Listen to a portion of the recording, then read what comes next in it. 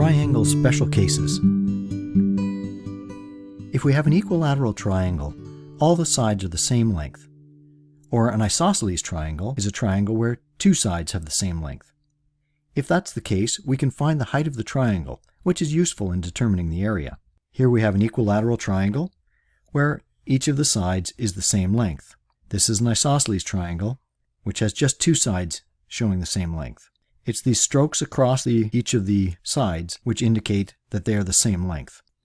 We have two related formulas to use to find the height. Once we have the height, then we can use our previous equation for finding the area of the triangle.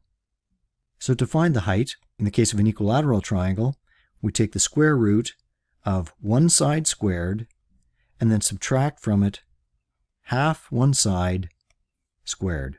Remember, S is the length of one of the sides. The isosceles triangle is just a slight variation of it.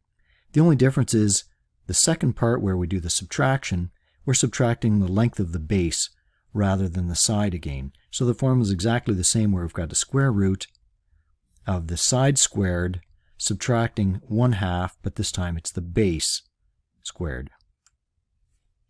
Let's try a couple of examples. We're asked to find the height of the triangles below. So we're going to write out our formula. H is equal to the square root of s squared minus 1/2 side squared, and all of that squared. S, we're told, is 7.5, so it's the square root of 7.5 squared minus 1/2 of 7.5 squared.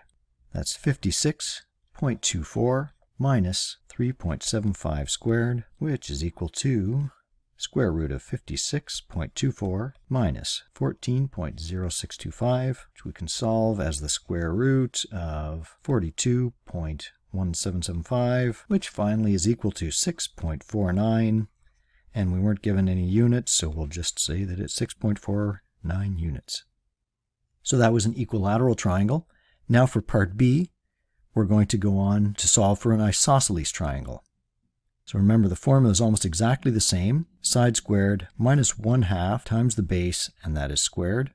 So that's 13 squared minus 1/2 times the base, which is 5. That's squared. It's the square root of 169 minus 2.5 squared.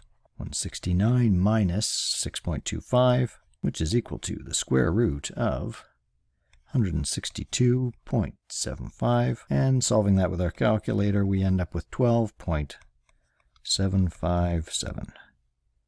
Again, just generic units. Add this to your memory aid. Try the practice questions in the workbook and check your answers against the answer key.